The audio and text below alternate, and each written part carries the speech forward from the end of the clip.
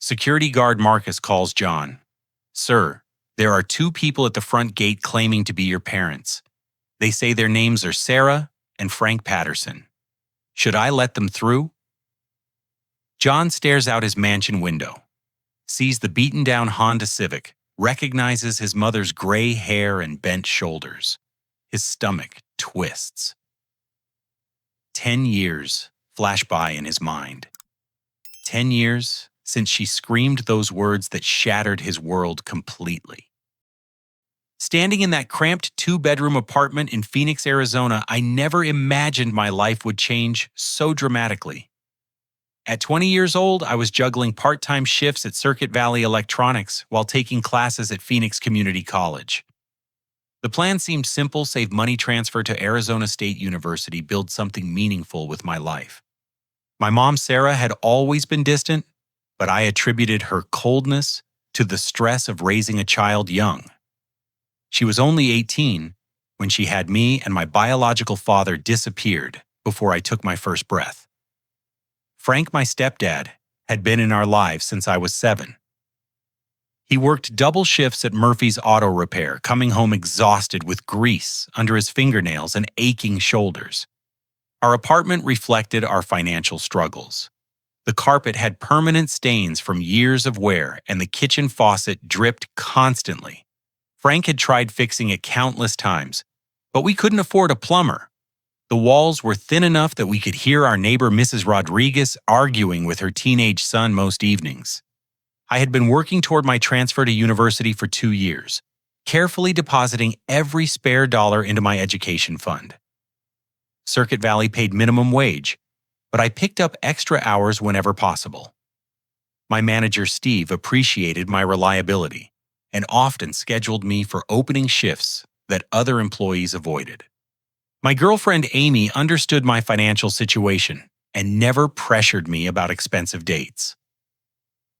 We would spend evenings at the local library, where she helped me with calculus homework while working on her nursing prerequisites.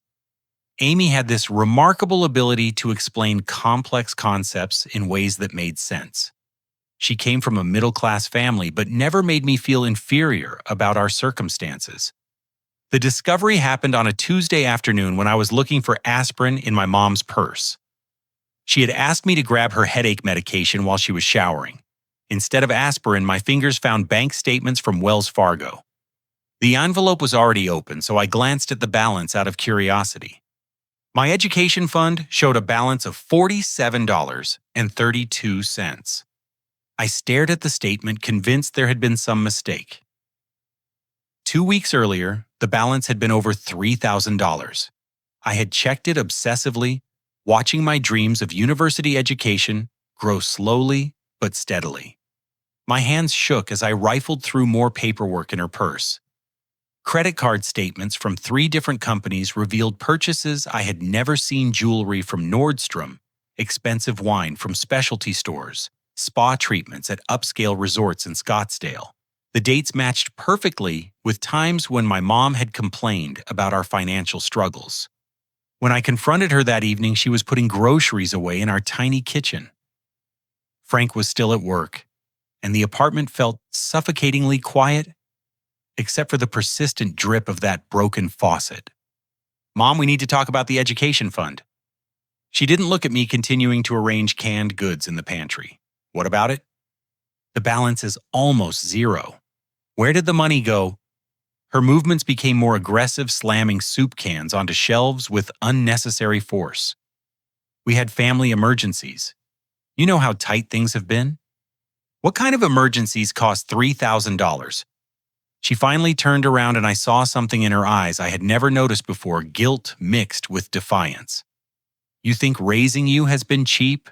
You think the roof over your head and food on the table just appears by magic?" I pulled out the credit card statements.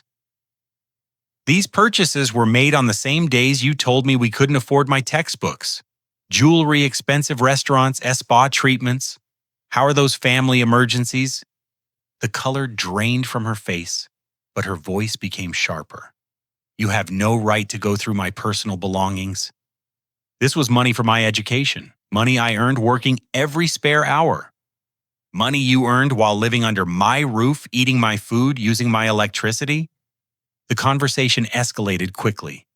Frank walked through the door just as my mom was screaming about ungrateful children and the sacrifices she had made. His tired face immediately showed concern as he assessed the tension in the room. "What's going on here?" I showed him the bank statements and credit card bills.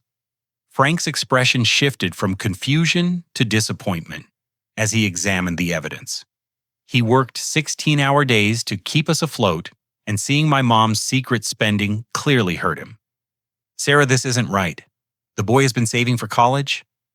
"Don't you dare take his side against me, Frank. I've been dealing with this ungrateful attitude for weeks." Amy called during the argument, and I answered despite the chaos around me. She could hear my mom yelling in the background and offered to drive over, but I told her to stay away. This was something I needed to handle alone. The climactic twist came when my mom backed into a corner, by the evidence finally admitted the truth. She hadn't just spent my education money on luxuries for herself. She had been taking art classes at a private studio in Scottsdale, trying to reclaim the dreams she gave up when she became pregnant with me at 18. "You want to know where your precious money went? I used it to take back what you stole from me 20 years ago. I was supposed to go to art school. I had a full scholarship to the Art Institute of Chicago. But then you came along and ruined everything." The words hit me like physical blows. She had been stealing not just my money, but my future, to finance her attempt to live the life she felt I had stolen from her. Frank stared at her in shock. "Sarah, that's not fair. The boy didn't choose to be born." "Fair? You want to talk about fair? I've spent 20 years of my life raising someone else's mistake. Now it's my turn to live."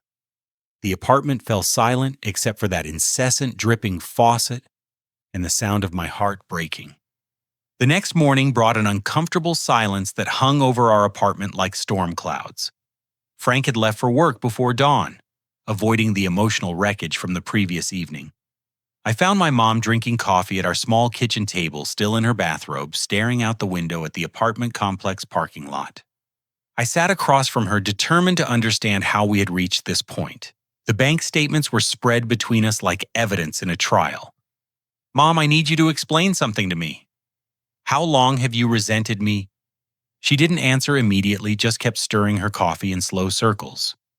When she finally spoke, her voice was different than I had ever heard it, colder, more honest. "Do you want the truth, John? The real truth?" I nodded, even though something inside me was screaming to run from whatever she was about to say. "I found out I was pregnant 3 days before graduation, 3 days before I was supposed to leave for Chicago and start the life I had planned since I was 12 years old. I had already picked out my dorm room, chosen my first semester classes, imagined myself becoming a professional artist." She took a sip of coffee, and I noticed her hands were shaking slightly. "Your father, Derek, was supposed to come with me. We had it all planned out. He was going to study journalism while I pursued fine arts. We were going to get married after college and live in a loft apartment creating beautiful things together." The pain in her voice was 20 years old, but it sounded fresh as an open wound. When I told Derek about the pregnancy, he disappeared. Literally. His parents said he had enlisted in the army, but I think they just wanted him gone. I never heard from him again. I'd always wondered about my biological father, but my mom had always claimed she didn't remember much about him. Now I understood why. So I gave up Chicago, gave up art school, gave up the scholarship that hundreds of students would have killed for. I stayed in Phoenix, got a job at a grocery store, and tried to convince myself that being a mother would be enough. She stood up and walked to the window, her back to me. "But it wasn't enough, John. Every day I looked at you and saw everything I had lost. Every milestone of your childhood reminded me of another year that slipped away from my dreams." The words were devastating, but I forced myself to listen. I needed to understand how deep this resentment went. When Frank came into our lives, I thought maybe I could find some happiness. He was good to both of us, worked hard, never complained. But even then, you were always there, a constant reminder of my failed life. Frank's truck pulled into the parking lot, and I watched through the window as he sat in the driver's seat for several minutes before getting out. He looked older than his 48 years, worn down by years of manual labor, and now this family crisis. When Frank entered the apartment, he could sense the heavy atmosphere immediately. "Are you two talking about last night?" My mom turned from the window. "I was just explaining to John how his existence destroyed my life." Frank's face hardened. "Sarah, that's enough. You're talking to your son." "My son." "You think I chose any of this? You think I wanted to spend my 20s changing diapers and working retail jobs while my friends were building careers and traveling the world?" The argument that followed was unlike anything I had witnessed between them. Frank, usually gentle and accommodating, finally stood up to my mom's selfishness. "I've watched you treat that boy like he was some kind of burden for years. I thought you would eventually come around and start seeing him as the good kid he is. But you've been punishing him for something that wasn't his fault." "Don't lecture me about sacrifice, Frank. You didn't give up your dreams. You're still working in the same garage you've always worked in. I'm the one who had to completely reinvent my entire life." "And what about his life? What about his dreams? He's been working since he was 16, saving every penny for college, and you stole it to pay for art classes you should have discussed with both of us." The climactic twist came when my mom, pushed to her emotional limit, revealed something even more devastating. She had been planning to leave Phoenix for months. The art classes weren't just about reclaiming her past. They were preparation for a new future. "You want to know the whole truth? I've been accepted to a graduate program in Santa Fe, Advanced Fine Arts. I start in the fall." Frank and I stared at her in shock. "I was planning to tell you both after I finished this semester of classes. The tuition for the first year comes to exactly $3,000. John's education fund was my ticket to freedom." She pulled a letter from the kitchen drawer and placed it on the table. The letterhead read Santa Fe Institute of Fine Arts and contained an acceptance letter dated 6 months earlier. "I've already put a deposit on an apartment near the campus. I've been planning this for months." Frank's voice was barely a whisper. "What about us? What about you? You can take care of yourself, Frank. You've got your job, your routines. And John is 20 years old. It's time for him to figure out his own life." The casual cruelty in her tone was breathtaking.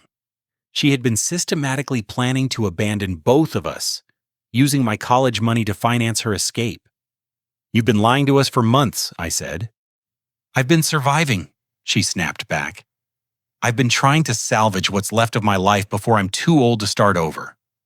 Frank sat down heavily at the table, the weight of her betrayal visible on his shoulders. "Sarah, we're supposed to be a family." "We were never a real family, Frank. We were just 3 people living in the same apartment pretending everything was fine. But I'm done pretending." The conversation continued for another hour, growing increasingly hostile. My mom had 20 years of resentment to unload, and she seemed determined to hurt both Frank and me as much as possible. Every harsh word felt like a nail being driven into the coffin of our family. By the time Amy called that evening, I was emotionally drained. I told her about the art school plan, the months of deception, and my mom's complete lack of remorse about stealing my future to fund hers. "She's been planning to leave all along," I explained. "Everything we thought we knew about our family was a lie." Amy listened without judgment, but I could hear the anger in her voice when she finally spoke. "John, you deserve so much better than this. You've been nothing but respectful and hardworking, and she's treating you like you're some kind of mistake she needs to fix." The word mistake would prove to be prophetic. Within 24 hours, my mom would use that exact term to describe me, and my life would change forever. Thursday evening brought an unexpected storm to Phoenix, and the rain pounded against our apartment windows with unusual intensity. Frank had taken the day off work, claiming he felt sick, but I knew he was really trying to process everything my mom had revealed about her secret plans. The 3 of us moved around each other like strangers, avoiding eye contact and meaningful conversation. I had started packing my belongings not because I was planning to leave, but because I wanted to organize my life and figure out my next steps. My education fund was gone, my mom was planning to abandon us, and I needed to face reality. Amy had offered to help me research student loans and scholarship opportunities, but the application deadlines for fall semester had mostly passed. My carefully planned timeline for transferring to university had crumbled, along with everything else. Frank found me in my bedroom folding clothes into neat piles. "You don't have to leave, John. This is your home too." I looked up at him, this man who had been more of a father to me than my biological parent ever was. "What kind of home is it going to be when she leaves for Santa Fe? What happens to you?" Frank sat on the edge of my bed, and for the first time since I had known him, he looked defeated. "I've been thinking about that. Maybe it's time for me to make some changes too. I've got a brother in Denver who runs an auto repair shop. He's been asking me to come work for him for years." This was news to me. Frank had never mentioned having family in other states. "You would leave Phoenix? What's keeping me here? The garage I work for treats me like garbage, pays me barely enough to survive. And if your mom is serious about leaving, there's nothing else tying me to this place." We were interrupted by my mom entering my room without knocking. She surveyed my packing progress with what looked like satisfaction. "Good. I was hoping you would start taking some initiative about your situation." "What situation?" I asked. "The situation where you're 20 years old, living at home with no real plan for the future. The situation where you're expecting other people to support your dreams while contributing nothing meaningful to this household." Frank stood up, his patience finally exhausted.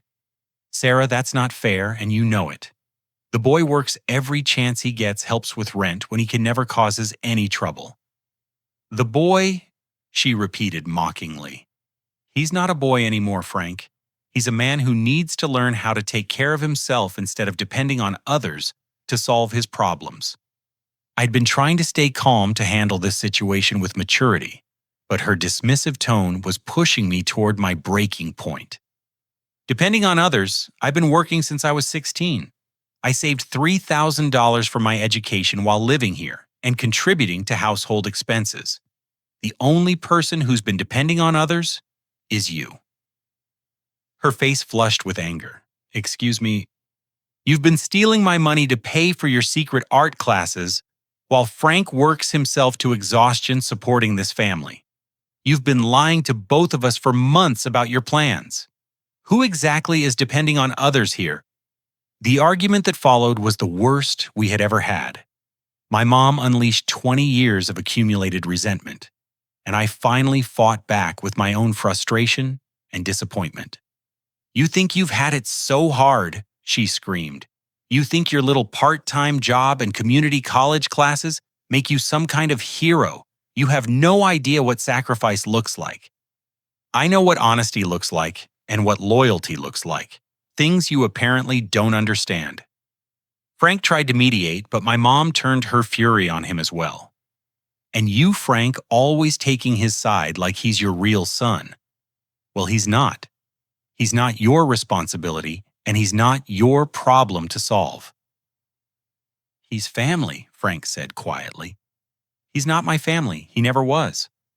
The words hung in the air like poison gas. I felt something break inside my chest, something that I knew could never be repaired. My mom continued her assault, 20 years of suppressed hatred flowing out like a burst dam. "You want to know what you are, John? You're a worthless mistake of my past. You're the reason I never got to live my real life. You're the anchor that dragged me down when I should have been soaring." Frank stepped between us. "Sarah, stop. You're saying things you can't take back." "I don't want to take them back. I want him to understand what he cost me. I want him to know that every day for 20 years I've looked at him and regretted the choices I was forced to make." The climactic twist came when my mom delivered her final devastating blow. "Get out," she said, her voice suddenly calm and cold. "Pack your things and get out of my apartment. Get out and never come back." Frank protested immediately. "Sarah, this is his home too. You can't just throw him out on the street. Watch me. This is my lease, my apartment, my life, and I'm done pretending that he's welcome in it." She looked directly at me with eyes that held no warmth, no recognition of the 20 years we had shared. You have until tomorrow morning to find somewhere else to live. After that, I'm changing the locks. The storm outside seemed to intensify, matching the chaos in my heart. I looked at Frank, who was staring at my mom like he had never seen her before. If he leaves, I leave too, Frank said. Fine. Maybe it's time for both of you to learn how to survive without me. Mrs. Rodriguez from next door knocked on our door, probably concerned about the shouting, but my mom ignored it. She walked to my bedroom and started pulling my clothes from the drawers, throwing them into garbage bags. Since you're having trouble understanding the situation, let me help you pack. I watched her destroy my carefully organized belongings, but I felt strangely calm. The worst thing I could imagine had just happened, and somehow I was still breathing. Frank appeared at my side with a small envelope. Take this, he whispered. It's not much, but it will help you get started somewhere. Inside the envelope was $200 in cash and a piece of paper with an address in Denver, Colorado. My brother Gary runs Patterson Auto Repair. He's a good man and he owes me a few favors. Tell him Frank sent you. As I walked out of that apartment for the last time, carrying everything I owned in 2 garbage bags and a backpack, I heard my mom slam the door behind me. Frank followed me to the parking lot. I'm sorry, John. I'm sorry she said those things, and I'm sorry I couldn't protect you from them. It's not your fault, Frank. None of this is your fault. I'll be leaving for Denver in a few weeks after I finish some projects at the garage. Maybe we can work something out with Gary together. I hugged this man who had been the closest thing to a real father I ever had, not knowing it would be the last time I would see him alive. As I walked toward the Greyhound station with my life in garbage bags, I heard Mrs. Rodriguez calling my name from her window. John, honey, you can stay here tonight if you need to. I thanked her but kept walking. I needed to get as far away from Phoenix as possible, as quickly as possible. The rain soaked through my jacket as I bought a bus ticket to Denver with Frank's money. Sitting on that bus, as it pulled away from Phoenix, I made myself a promise. Someday I would prove that I wasn't the worthless mistake she claimed I was. Someday I would show her exactly what kind of man she had thrown away. I had no idea how I would keep that promise, but I knew I would spend the rest of my life trying. The Greyhound bus pulled into Denver at 6:37 in the morning, and I stepped off into air so thin and cold, it made my lungs ache. I had never been outside of Arizona before, and the Rocky Mountains rising in the distance looked like something from a movie. Everything about Colorado felt foreign and intimidating. Gary's auto repair shop was located in a working-class neighborhood called Globeville, where the streets were lined with small businesses, modest homes, and industrial buildings. I walked 12 blocks from the bus station carrying my garbage bags and trying not to look as desperate as I felt. Patterson Auto Repair occupied a corner lot with 4 service bays and a small office building that had seen better decades.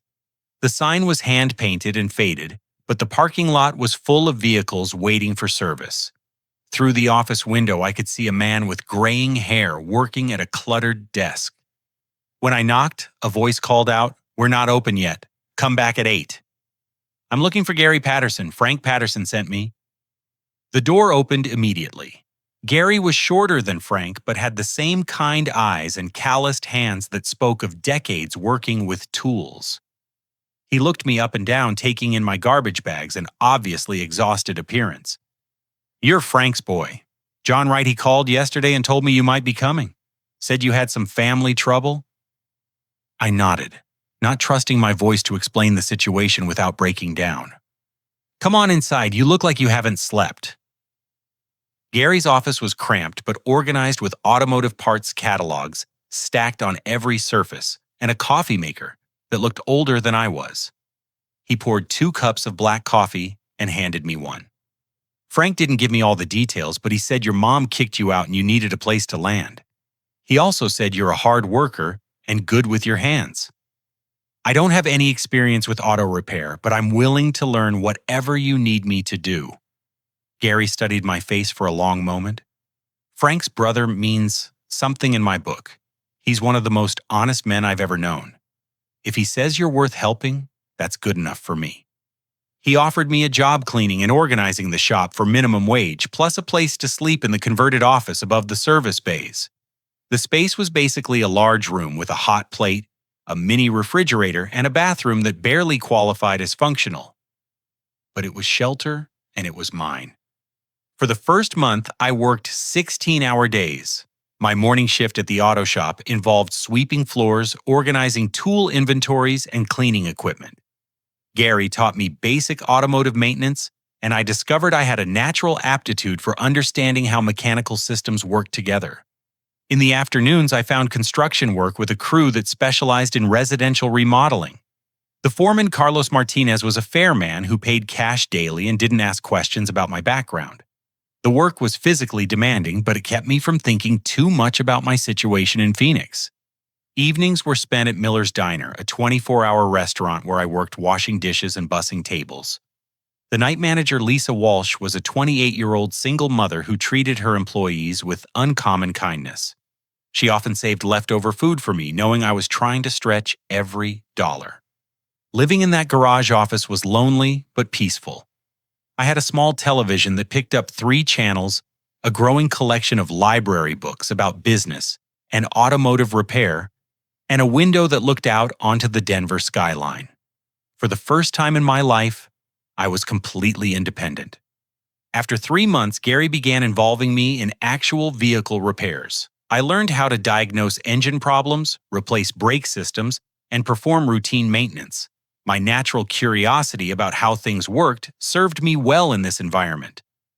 "You've got good instincts," Gary told me one afternoon as we worked on a transmission rebuild.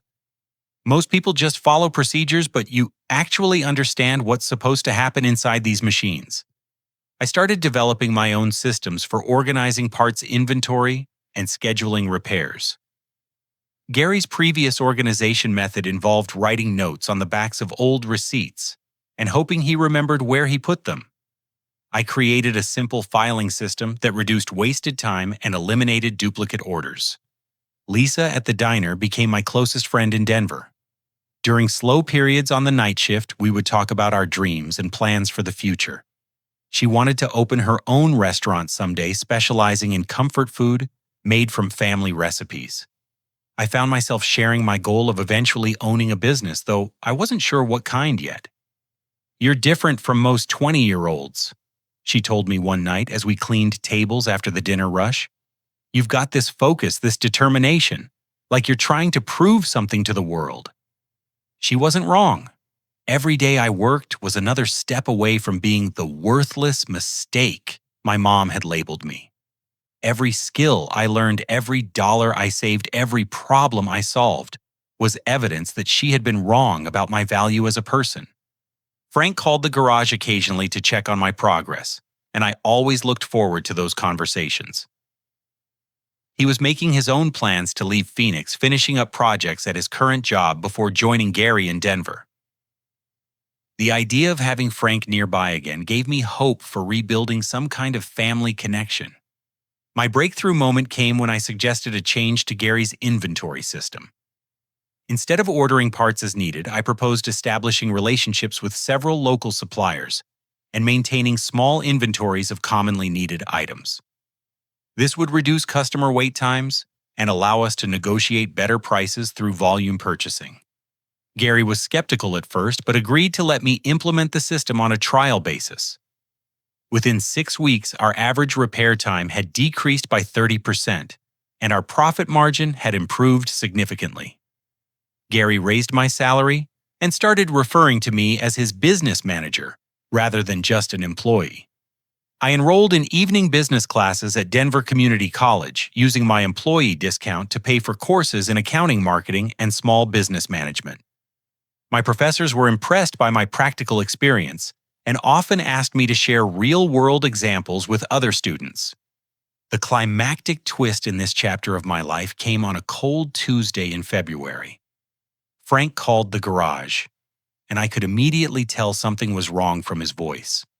"John, I need to tell you something, and I don't know how to make this easier." My stomach clenched with dread. "Your mom filed for divorce last month. I signed the papers because there was no point fighting it. But that's not why I'm calling."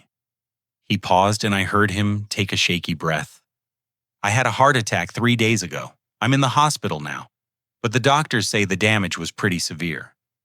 They're not sure I'm going to be able to handle the stress of moving to Denver anymore. The world seemed to tilt sideways. Frank was only 48 years old, too young for serious heart problems.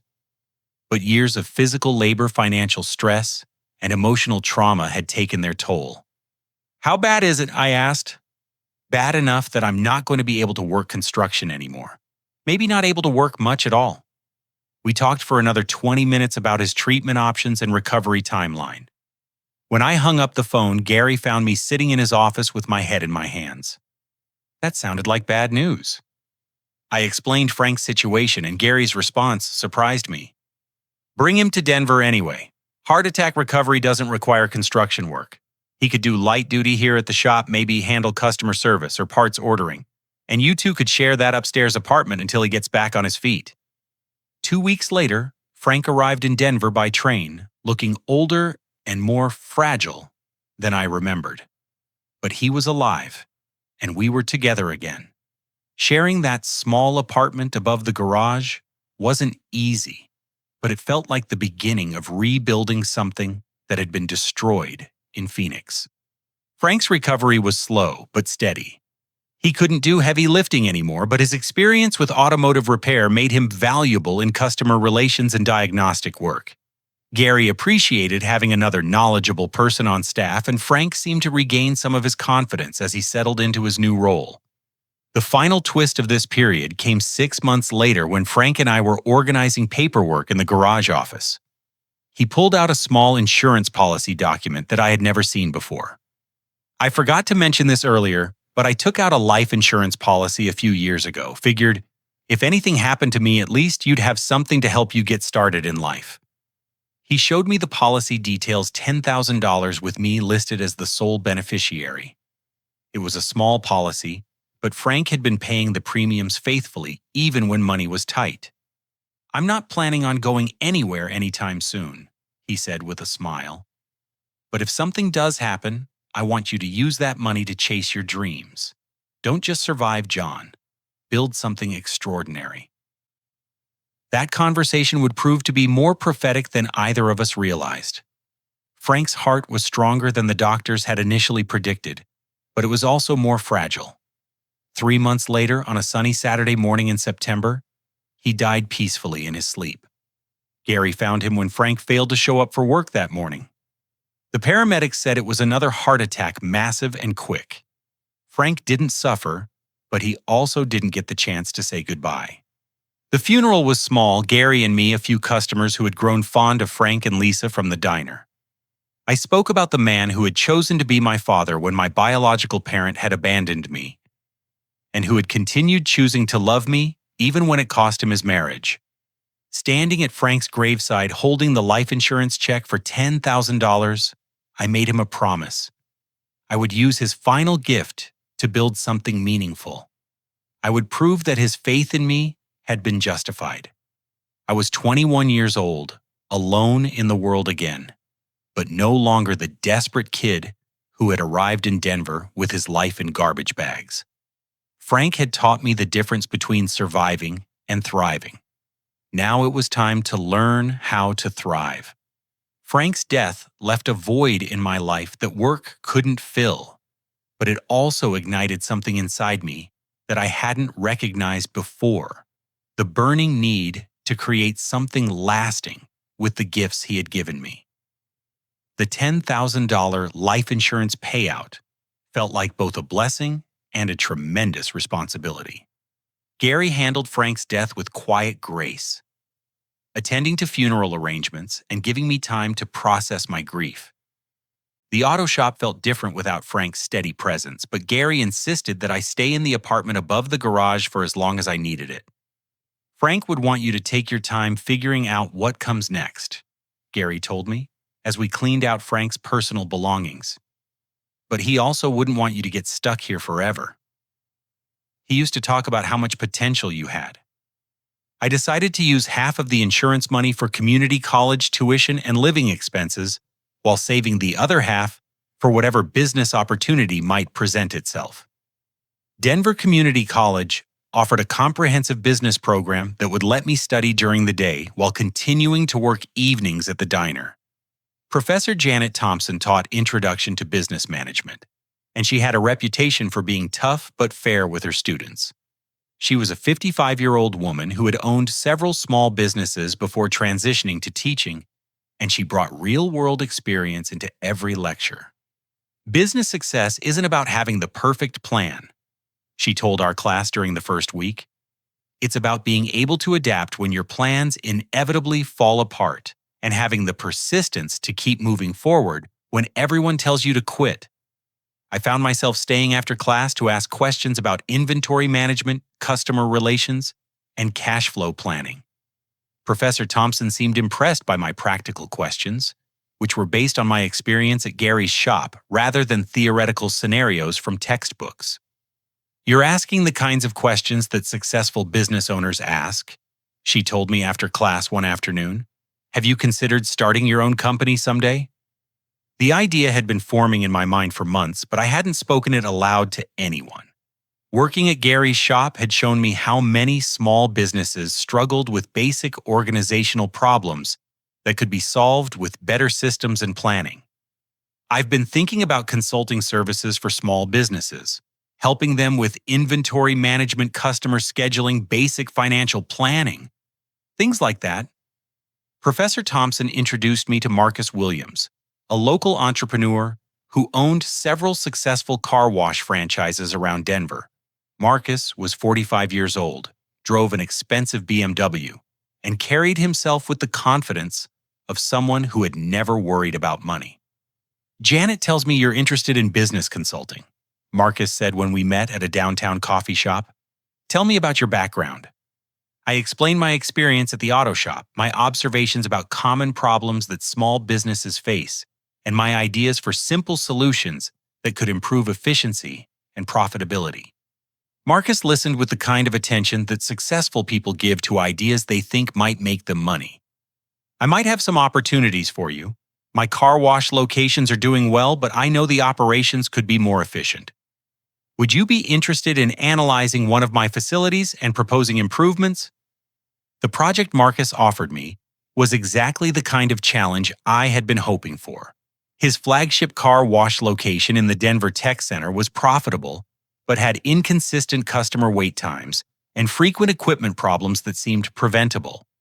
I spent 3 weeks studying the operation during different times of day and week timing customer interactions, tracking equipment usage patterns, and interviewing employees about recurring problems. What I discovered was a facility that was succeeding despite poor systems rather than because of good ones. The car wash was losing money on wasted soap and water due to improperly calibrated equipment. Customer wait times varied wildly because there was no system for managing peak demand periods. Employee productivity suffered because tools and supplies were poorly organized. I presented Marcus with a detailed report that included specific recommendations for equipment adjustments, workflow improvements, and inventory management systems. I estimated that implementing my suggestions could reduce operating costs by 20% while improving customer satisfaction scores. Marcus was impressed enough to offer me a contract to implement the improvements at all 6 of his car wash locations. The project would pay $15,000 and take approximately 4 months to complete. "You've got a good eye for this kind of work," Marcus told me as we signed the consulting agreement. "Most people see problems but don't know how to solve them systematically. You seem to understand both sides of that equation." Working with Marcus's car wash business taught me valuable lessons about scaling operations and managing multiple locations simultaneously. I developed standardized procedures for equipment maintenance, employee training, and customer service that could be implemented consistently across all facilities. The success of the car wash project led to referrals from other business owners who had heard about the improvements in efficiency and profitability.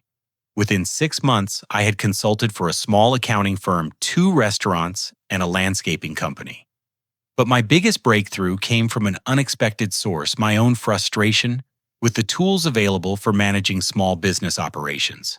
Most software programs were either too complex and expensive for small companies or too simple to handle real business needs. I started developing my own inventory tracking system using basic programming skills I had learned through online tutorials. The system was designed specifically for small businesses like Gary's Auto Shop, simple enough for anyone to use, but sophisticated enough to provide meaningful insights into business performance. Gary became my first beta tester, and within 2 weeks of implementation, he was amazed by the results. I can see exactly which parts I need to reorder, which jobs are taking longer than they should, and which customers are most profitable, he told me. This is going to save me hundreds of hours every year. Lisa from the diner heard about the software and asked if I could create something similar for restaurant inventory management. Her requirements were different from Gary's, but the core concepts were the same: track what you have, predict what you'll need, and identify patterns that affect profitability. Within 3 months, I had developed custom inventory management solutions for 5 small businesses. Each system was tailored to the specific industry, but all shared the same user-friendly interface and practical functionality that business owners actually needed. Professor Thompson encouraged me to protect my intellectual property by filing for software patents and establishing formal business structures for my consulting work. I incorporated Patterson Solutions LLC and began marketing my services more systematically. The climactic twist in this phase of my journey came when Marcus Williams approached me with what seemed like an incredible opportunity.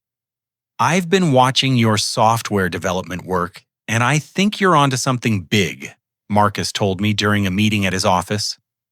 Small business management software is a huge market, and you've figured out how to serve customers that most companies ignore.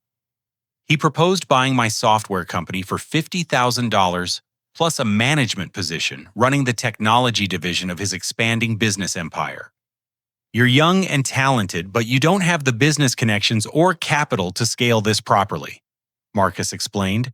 "I can provide the resources you need to turn this into a major company." The offer was tempting. $50,000 would be more money than I had ever imagined having, and working with Marcus would give me access to sophisticated business networks and growth opportunities. But something about Marcus's proposal felt wrong. He was asking me to transfer ownership of all my software and intellectual property to his company, while offering me only an employee position in return. I would be giving up everything I had created in exchange for immediate financial security. I asked for 2 weeks to consider the offer, and during that time I did research on Marcus's business practices that revealed disturbing patterns. 3 other young entrepreneurs had sold their companies to Marcus under similar terms, and all 3 had been pushed out of their management positions within 18 months. Marcus wasn't interested in partnership. He was interested in acquiring valuable assets at below-market prices from people who didn't understand their worth. When I declined his offer, Marcus's friendly demeanor disappeared completely. "You're making a huge mistake, John. You don't have the experience or connections to succeed in this business without professional guidance. When you fail, and you will fail, don't expect me to offer you another opportunity." His reaction confirmed that I had made the right decision. If Marcus had truly believed in partnership, he would have respected my choice and wished me success. Instead, he was angry that I had recognized his manipulation. That confrontation taught me a crucial lesson about business relationships. Not everyone who offers to help you actually has your best interests in mind. Some people see young entrepreneurs as opportunities to exploit rather than partners to support. But it also showed me that I had created something valuable enough for successful business people to want to steal. If Marcus was willing to pay $50,000 for my software, it was probably worth much more than that. I redoubled my efforts to grow Patterson Solutions independently, using the validation from Marcus's offer as motivation to prove that I could succeed without surrendering control of my work to others. The next phase of my journey would test everything Frank had taught me about persistence, integrity, and the difference between surviving and thriving. Rejecting Marcus Williams' offer felt like jumping off a cliff without knowing if there was solid ground below. For several weeks after our confrontation, I questioned whether I had made the right choice. $50,000 in a management position would have solved my immediate financial concerns and provided professional security. But Frank had always taught me that the easy path wasn't always the right path, and that building something meaningful required taking calculated risks. I decided to bet on myself, rather than accepting Marcus's attempt to exploit my inexperience. My first priority was protecting my intellectual property. I hired David Harrison, a patent attorney who specialized in small business and technology issues. David was a 50-year-old former engineer who understood both the technical and business aspects of software development. Your inventory management systems show real innovation, David told me after reviewing my software documentation. The user interface design and industry-specific customizations are genuinely unique. We should definitely pursue patent protection. David also helped me understand the legal implications of Marcus's offer, confirming my suspicions about the unfavorable terms. You would have been giving up all rights to your work in exchange for a temporary employment contract, David explained. Once he owned your software, Marcus could have terminated your employment and kept everything you created. You made the smart choice. While working with David on patent applications, I continued developing new features for my software and expanding my client base. Gary remained my most enthusiastic advocate, recommending Patterson solutions to other business owners and serving as a reference for potential clients.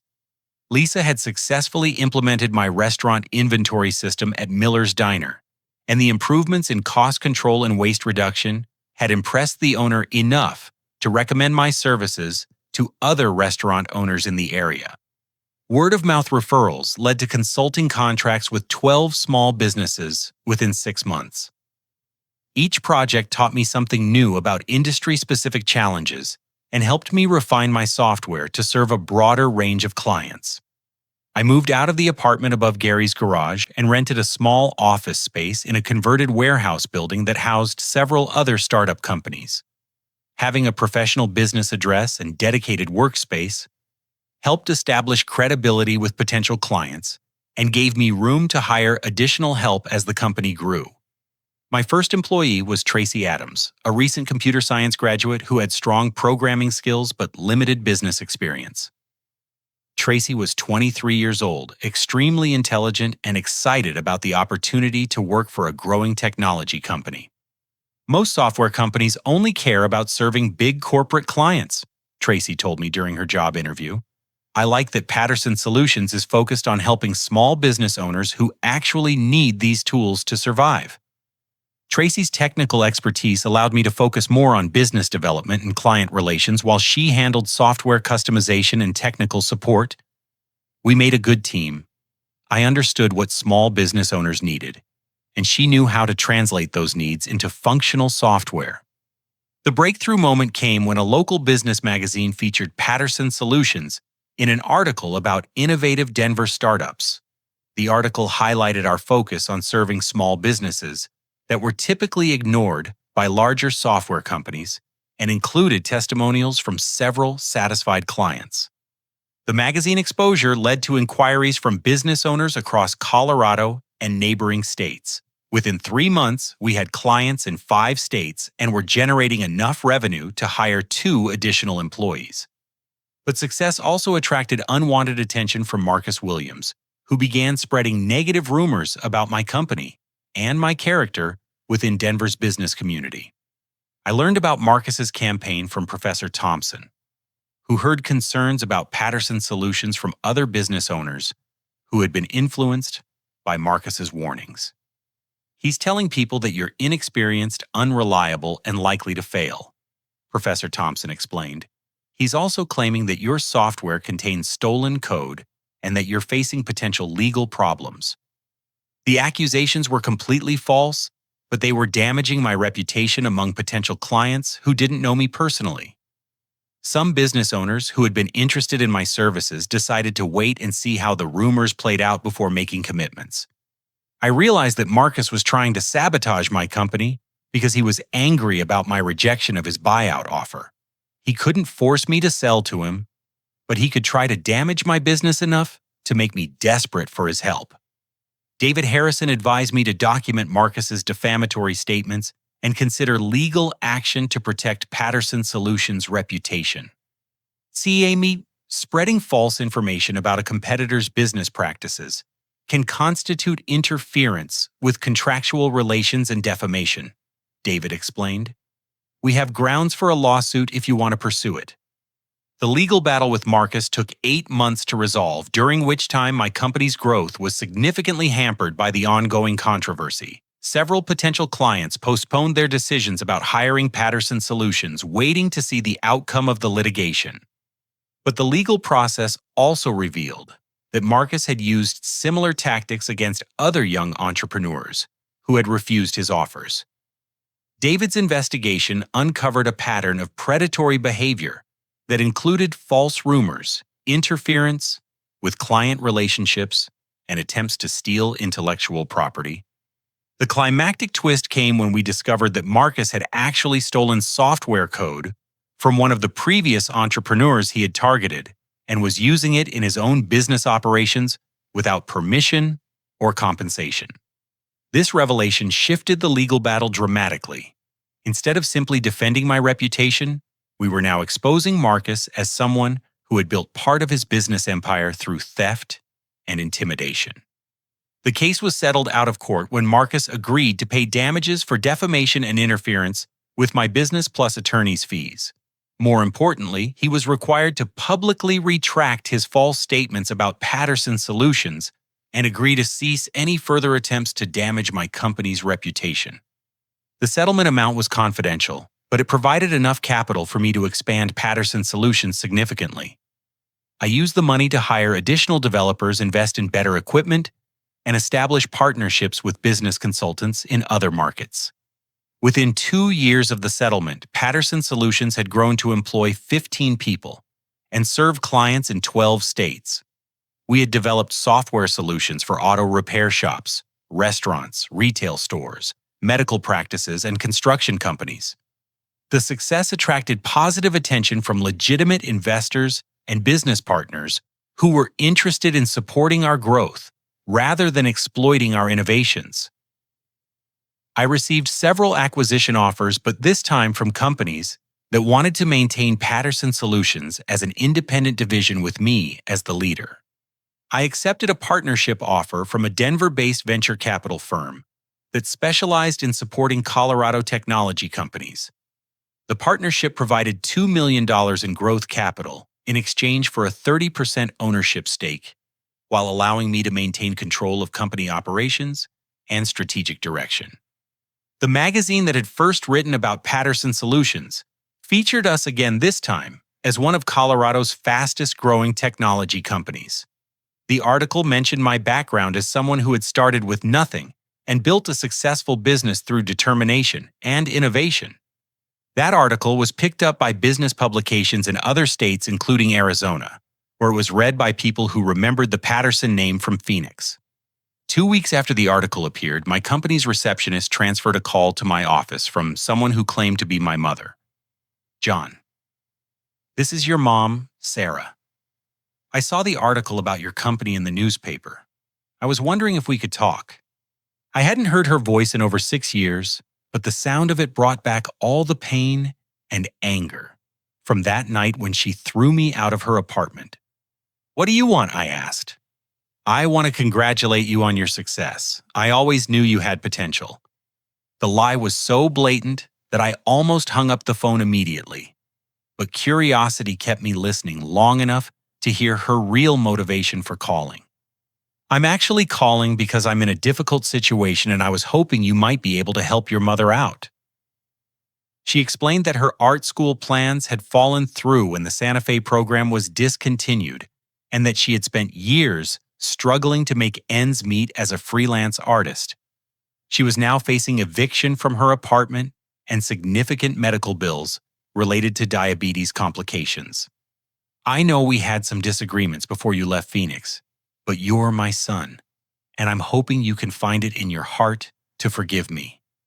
The conversation lasted less than 5 minutes. I told her I would consider her request and call her back, but I had no intention of responding to her manipulation. 2 days later, I received a call from my security company informing me that someone was at the gate of my Denver estate claiming to be my parent. Standing at my mansion window looking down at the beat-up Honda Civic in my driveway, I realized that the scared 20-year-old kid who had left Phoenix with his life in garbage bags was finally about to face the woman who had tried to destroy his future. It was time to finish the conversation we had started 6 years ago. I stood at my office window for several minutes watching the Honda Civic idle at my security gate while I processed the emotions flooding through me. 6 years had passed since my mother had screamed those devastating words and thrown me out of her apartment. 6 years since she had called me a worthless mistake and told me to never come back. Now she was parked at the entrance to my estate, probably desperate enough to swallow her pride and ask the son she had rejected for financial help. The irony wasn't lost on me. The worthless mistake had built something extraordinary, while the woman who had stolen his future was now begging for assistance. I picked up the phone and called Gary at the auto shop, needing to hear the voice of someone who had believed in me during my darkest moments. "John, how are you doing? I heard about the partnership deal with the venture capital firm. Frank would be so proud of what you've accomplished." "Gary, my mother is sitting at my front gate right now asking to see me. I haven't spoken to her since the night she kicked me out." There was a long pause before Gary responded. "What do you want to do?" "I want to face her. I want her to see what she threw away, and I want to understand why she thought I was worth so little." "Just remember that you're not that scared kid anymore, John. You're a successful businessman who has helped dozens of other people build better lives. Don't let her take that away from you." I called the security guard and instructed him to let my mother through, but to escort her to the main house and stay nearby in case I needed assistance. While waiting for her arrival, I walked through my mansion, seeing it through the eyes of the 20-year-old who had left Phoenix with $53 and a broken heart. The house sat on 5 acres in an exclusive neighborhood with mountain views from every window. The furniture was elegant but comfortable, chosen by an interior designer who specialized in creating homes that felt both successful and welcoming. The business success that had paid for this lifestyle was meaningful, but the real transformation had been internal. I was no longer the insecure young man who had needed his mother's approval to feel worthy. I had learned to measure my value by the positive impact I had on other people's lives, not by the opinions of someone who had never tried to understand me. When the doorbell rang, I opened it to find a woman who looked much older than her 51 years. Sarah's face was drawn and pale, her hair completely gray now, and she moved with the careful steps of someone dealing with chronic health problems. Behind her stood a man I didn't recognize, probably in his late 40s, with the uncomfortable expression of someone who would rather be anywhere else. "Hello, John. Thank you for agreeing to see me. This is Randy, my friend." I invited them into my living room but didn't offer them coffee or any other hospitality. This wasn't a social visit, and I wasn't interested in pretending we had a normal mother-son relationship. "You look good," my mother said, glancing around the room with obvious surprise at the evidence of my success. "I always knew you were smart and hardworking." The revisionist history was immediately infuriating, but I kept my voice calm. "That's interesting because I remember you telling me I was a worthless mistake who had ruined your life. I remember you screaming that I should get out and never come back." Her face flushed and she looked down at her hands. "I was going through a difficult time then, John. I was angry and said things I didn't mean. You meant every word. You had been planning to leave Phoenix for months, using my college fund to pay for art school, while telling Frank and me that we were a family." Randy shifted uncomfortably in his chair, clearly wishing he hadn't been brought along for this confrontation. "I'm sick now, John. Diabetes. The medical bills are overwhelming, and I'm about to lose my apartment. I was hoping that maybe you could help your mother during a difficult time." The request was delivered with the same manipulative tone she had always used when she wanted something, but now I could see through it easily. "Where's Frank?" I asked. "Frank and I divorced years ago. He moved to Colorado, I think, but I lost touch with him." "Frank died 3 years ago. Heart attack. He was the only real parent I ever had, and you destroyed his life along with mine. The news seemed to genuinely shock her, and for a moment, I saw something that might have been actual grief in her eyes. I didn't know. I'm sorry to hear that. Are you, are you sorry that a good man died alone because you chose to pursue your selfish dreams instead of building a family with people who loved you? Randy started to speak, probably to defend my mother, but I held up a hand to stop him. You want to know what's really ironic about this situation? I've been donating money to diabetes research for the past 2 years, $15,000 annually, to the American Diabetes Association in Frank's memory, because he always worried about taking care of people who couldn't take care of themselves. My mother stared at me in confusion, not understanding the implications of what I had just told her. I've also been funding scholarships for young people who have been abandoned by their families. Kids who aged out of foster care, teenagers, whose parents threw them out, young adults, whose families rejected them for various reasons. The Frank Patterson Foundation has helped 43 young people attend college over the past 3 years. Understanding began to dawn on her face as she realized what I was explaining. Every person you hurt taught me something about compassion, Mom. Your cruelty showed me what real love was supposed to look like, and it wasn't what I experienced in our house. Frank's kindness taught me that family is about choosing to care for people, not just sharing DNA. I walked to my desk and retrieved a folder containing information about the foundation's work. These are the kids I've helped. Kids like Marcus, whose parents kicked him out for being gay. Kids like Jennifer, whose mother chose drugs over her daughter's education. Kids like David, whose father disappeared when medical bills got too expensive. I handed her the folder so she could see the faces and stories of young people who had overcome family rejection to build meaningful lives. Every one of them reminds me of myself at 20 years old, carrying my life in garbage bags and wondering if I was really worthless. My mother was crying now, but I wasn't finished. I'm going to help you with your medical bills and housing situation, but not because you're my mother. I'm going to help you because Frank would have wanted me to show compassion to people who are suffering, even people who don't deserve it. I explained my conditions. She would receive enough money to pay her medical bills and rent for 1 year.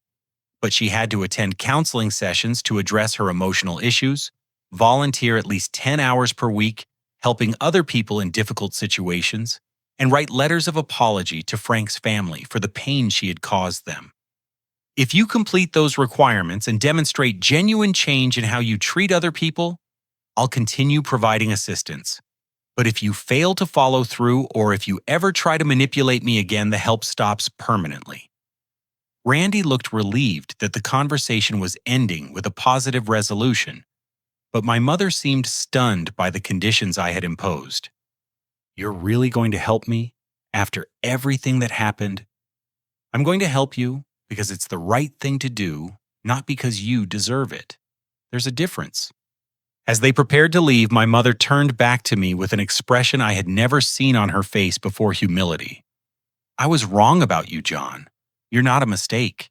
You're a better person than I ever was. I learned to be a better person than you were, Mom. That's not the same thing. After they left, I sat in my garden with a glass of wine, thinking about the strange journey that had brought me from that cramped apartment in Phoenix to this peaceful evening in Denver. Frank had been right about the difference between surviving and thriving. Surviving would have meant holding on to anger and resentment forever. Thriving meant using those painful experiences to become someone who could heal rather than hurt. My phone rang, and Lisa's name appeared on the screen. She had called to congratulate me on the venture capital partnership, but our conversation turned to the visit from my mother. How do you feel about seeing her again? Lisa asked. Relieved, actually. I spent so many years being angry at her that I forgot I also had the power to forgive her, not for her benefit, but for mine. And now I understand that her opinion of me was never really about me. It was about her own pain and disappointment with her life. I can't fix what she did to me, but I can choose to break the cycle of hurt. That evening, I drove to Frank's grave in Denver Memorial Gardens and told him about the day's events. I thanked him for teaching me that real strength comes from helping others rather than hurting them, and that the best revenge against people who try to diminish you is becoming everything they said you'd never be. I kept my promise, Frank. I built something extraordinary, but more importantly, I learned how to use success to lift other people up instead of putting them down. As I drove home through the Denver suburbs, I reflected on the life lesson that had emerged from my journey. The people who hurt us can't destroy our worth unless we let them. Sometimes the greatest revenge is becoming everything they said we'd never be, then choosing compassion over cruelty. 6 months later, my mother completed her counseling program and began volunteering at a local shelter for homeless families. Her letters to Frank's relatives were genuine and heartfelt, acknowledging the pain she had caused and expressing real remorse for her actions. The diabetes was under control with proper medical care, and she seemed to be developing healthier relationships with the people around her. I continued supporting her financially, but more importantly, I had helped her begin the process of becoming someone worthy of that support. Frank would have been proud of both of us. The Frank Patterson Foundation grew to support over 100 young people annually, providing not just financial assistance, but mentorship and emotional support to help them overcome family rejection and build successful lives. Each scholarship recipient reminded me of the scared kid who had stepped off a Greyhound bus in Denver with everything he owned in garbage bags. Patterson Solutions continued growing, eventually becoming one of Colorado's most successful technology companies and providing jobs for over 200 employees. But the business success was just the foundation for the more meaningful work of helping other people transform their lives. Lisa opened her restaurant using a business loan that I co-signed, and it became one of Denver's most popular comfort food establishments. Gary expanded his auto repair business and hired several of the young people supported by the foundation, giving them practical skills and steady employment. The worthless mistake had become someone who created value in other people's lives. Someone who understood that true success is measured not by what you accumulate, but by what you contribute. And every morning when I woke up in that mansion overlooking the Rocky Mountains, I remembered the promise I had made to myself on that rainy night in Phoenix. Someday I would prove that I wasn't the worthless mistake she claimed I was. I'd kept that promise, but more importantly, I had learned that my worth was never determined by her opinion in the first place. Real worth comes from the love you give the problems you solve and the people you help along the way. The scared 20-year-old with his life in garbage bags had grown into a man who carried other people's hopes and dreams instead. That transformation was Frank's true legacy and my mother's unexpected gift, teaching me through pain what love was supposed to look like. Now I want to ask you something that I've been thinking about since that day my mother showed up at my gate. Have you ever had someone in your life tell you that you weren't good enough or that you'd never amount to anything? How did you prove them wrong? Or how are you working to prove them wrong? Right now, I'd love to hear your stories in the comments below, because I know there are people watching this who need to hear that they're not alone in facing these challenges. If this story resonated with you, please hit that like button to let me know it made a difference. Subscribe to hear more stories about overcoming impossible odds and finding success after failure. And please share this video with someone who might need to hear that their worth isn't determined by the people who hurt them. Thank you for listening to my story, and I hope it helps you remember that sometimes the greatest revenge against people who try to diminish you is becoming everything they said you'd never be, then choosing compassion over cruelty. Your past doesn't define your future, but your choices do.